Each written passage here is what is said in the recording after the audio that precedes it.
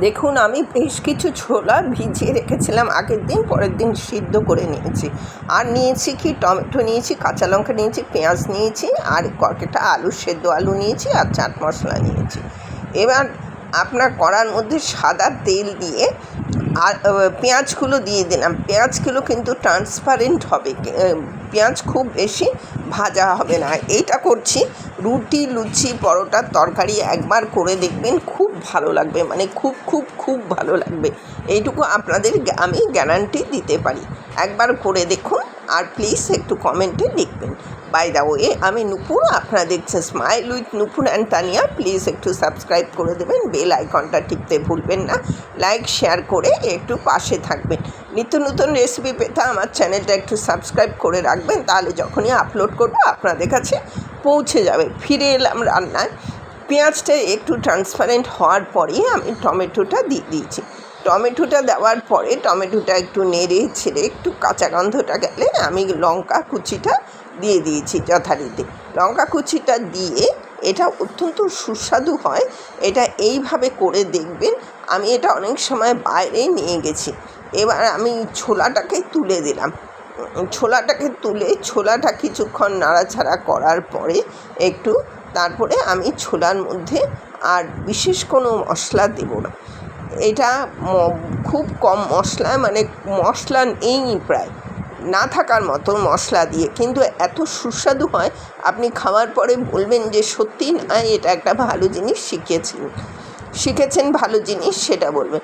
এবার এটা করার পর এর মধ্যে কোনো হলুদ পড়বে না, কিচ্ছু পড়বে না। আলুগুলো ছোলার সাথে সেদ্ধ করেছিলাম বলে আলুগুলো একটু কালচে কালচে লাগছে, নাহলে এত কালচে হয় না।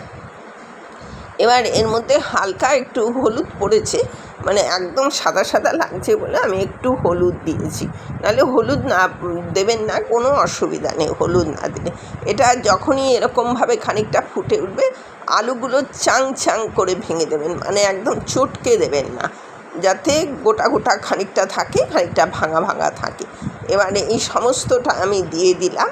দিয়ে দেওয়ার পরে এটাকে নেড়ে চেড়ে ভালো করে, এটা না কষাবার দরকার আছে না কিছুর দরকার আছে, অত্যন্ত সুস্বাদু হয় বলে আপনাদের এতবার করে রিকোয়েস্ট করছি। এবার এইটা হয়ে যাওয়ার পরে আমি এর মধ্যে চাট মশলা দিয়ে দেবো, কোনো কিছু মশলা দেবো না, চাট মশলা দেব।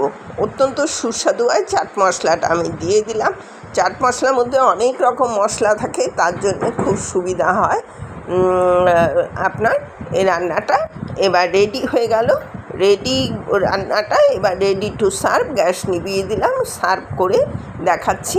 এতক্ষণ আমার সাথে থাকার জন্য আপনাদের অশেষ ধন্যবাদ। পরবর্তীতে দেখা হচ্ছে যে কোনো এপিসোডে যে কোনো রেসিপি নিয়ে। নিত্য নতুন রেসিপি পেতে আমার চ্যানেলটা একটু সাবস্ক্রাইব করে রাখবেন, পাশে থাকবেন।